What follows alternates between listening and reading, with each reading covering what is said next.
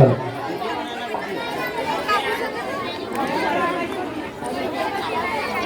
हमारे भी डारवाल जी से निवेदन है कि ग्राम बमनी की जनता को अपना परिचय दें और माता रानी के आधारित संबोधित करें।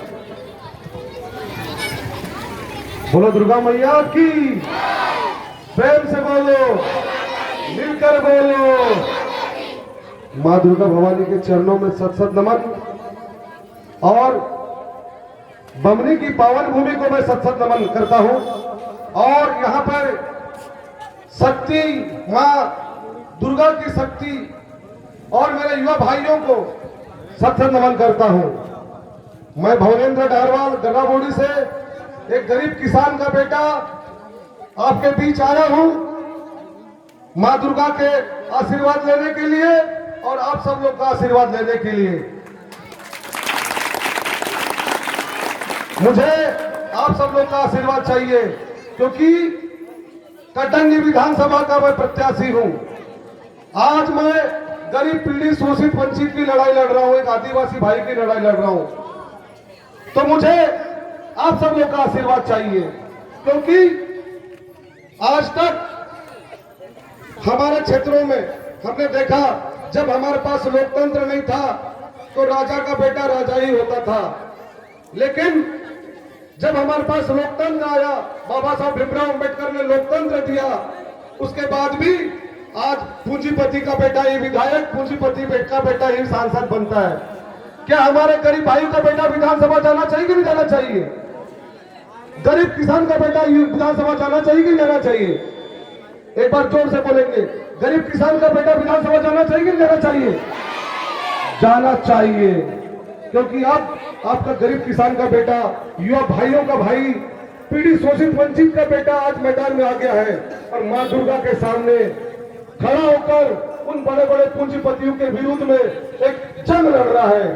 तो आप सब लोग मुझे आशीर्वाद दो, क्योंकि इन लोगों ने हमारे साथ अभी तक धोखा दिया। इन लोगों ने आज तक शिक्षा पे कोई ध्यान नहीं दिया।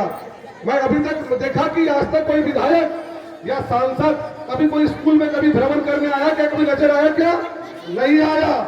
हमारे बच्चे बहुत कामयाब बच्चे हैं, लेकिन हमारे बच्चों को पढ़ने के लिए अच्छी स्कूल की सुविधा नहीं है, अच्छे कॉलेजों की सुविधा नहीं है। आज हमारे बच्चों को पढ़ने के लिए बालाघाट जाना पड़ता है। क्या हमारे क्षेत्र कटंगी में अच्छी कॉलेज की सुविधा होना चाहिए कि नहीं होना चाहिए?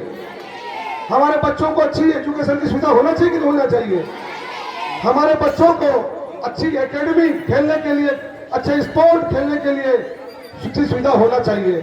आज हमारे बच्चे बालाघाट जिला में नहीं, पूरे विश्व में नाम रोशन कर सकते हैं। उनको अच्छी एकेडमी, अच्छा पढ़ाई का माहौल और दूसरी बात अच्छी शिक्षा मिलना चाहिए। लेकिन ये नेताओं ने हमेशा, इन नेताओं ने की साजिश रही। इन नेताओं ने क्या किया अभी तक कि हम लोग पढ़े लिखे नहीं, हम लोग कम पढ़े, क्योंकि अच्छा पढ़ेंगे तो हम कामयाब बन जाएंगे, IAS IPS बन जाएंगे, तो इनकी गुलामी नहीं करेंगे। इन लोगों ने एजुकेशन को दबा के रखा, इसलिए हमको कभी आगे नहीं बढ़ने दी इन लोगों ने, लेकिन हम अब आगे बढ़ेंगे।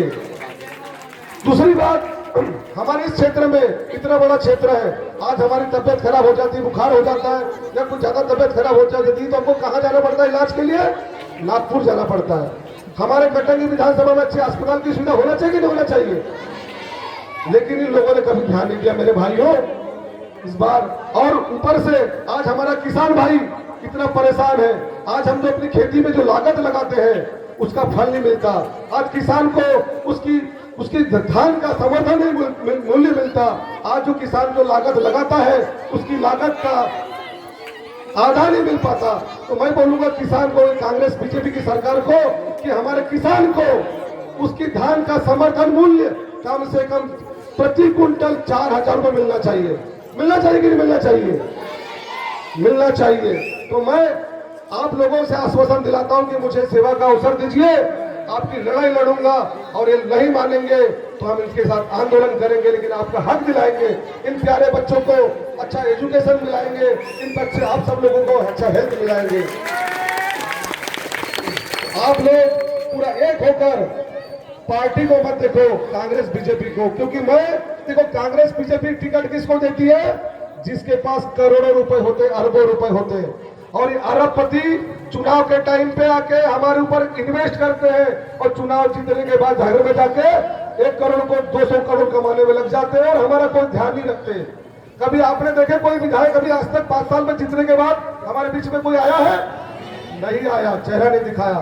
तो ऐसे लोगों को अभी जो कांग्रेस और बीजेपी के जो उम्मीदवार मिले हैं ये हमारे क्षेत्र के नहीं है।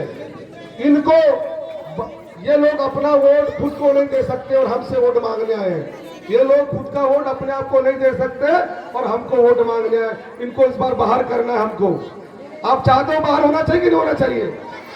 इनको बाहर करो और आपके बीच में गरीब किसान का बेटा भवनेंद्र डारवाल आपकी लड़ाई लड़ने आ गया है। आप सब मिलकर मुझे आशीर्वाद दो, आपकी हर लड़ाई लड़ूंगा मैं। और क्योंकि ये लोग हमको डराना चाहते हैं, लेकिन हम डरेंगे क्या इनसे? क्योंकि कोशिश करने वालों की कभी और नहरों से डरकर कभी नौका पार नहीं होती। और मैं प्यारे बच्चों को बोलूंगा, बच्चों आप लोग अच्छी पढ़ाई करें, आप लोग अपना जीवन में लक्ष्य बड़ा होना चाहिए आप लोग का। आप IAS बने, IPS बने, और मेरी शुभकामना है माँ दुर्गे भवानी की कृपा होगी तो यहाँ से आप विधायक और सांसद बने। हम गरीब नहीं है, हम लोग हमारे को हमारी सोच को क्या करना पड़ेगा, बड़ा रखना पड़ेगा। हम बड़े बनकर एक IAS IPS अच्छे डॉक्टर, इंजीनियर और अच्छे नेता बनेंगे। बनेंगे कि बनेंगे? आप बनेंगे, क्योंकि जो सफर की शुरुआत करता है वो मंजिल को पार करता है। एक बार चलने का हौसला तो रखो, आप जैसे मुसाफिर का तो रास्ता भी इंतजार करता है।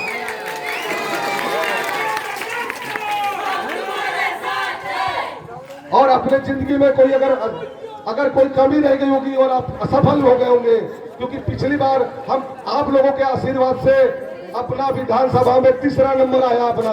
इन लोगों ने हमारे साथ षड्यंत्र किया। कांग्रेस वाले ने हमारे साथ बोला कि ये को बीजेपी ने खड़ा किया है, बीजेपी वाले ने बोला कांग्रेस ने खड़ा किया है, लेकिन इन लोगों ने षड्यंत्र किया, हमारे को बदनाम किया, लेकिन हम असफल नहीं हुए। और आप सब लोग को बोलूंगा कि आप असफलता एक चुनौती है, इसे स्वीकार करो। तुम क्या कमी रह गई देखो, मगर सुधार करो तुम।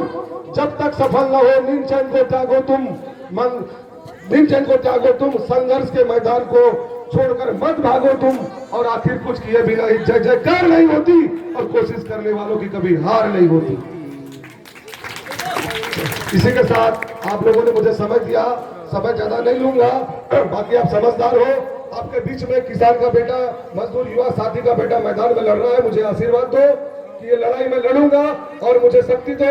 और माँ दुर्गे भवानी के चरणों में भी सत नमन करता हूँ और आप सबके चरणों में सत नमन करता हूँ। इसी के साथ अपनी वाणी को विराम देता हूँ। बोलो दुर्गा मैया की, बोलो दुर्गा मैया की। बहुत बहुत धन्यवाद।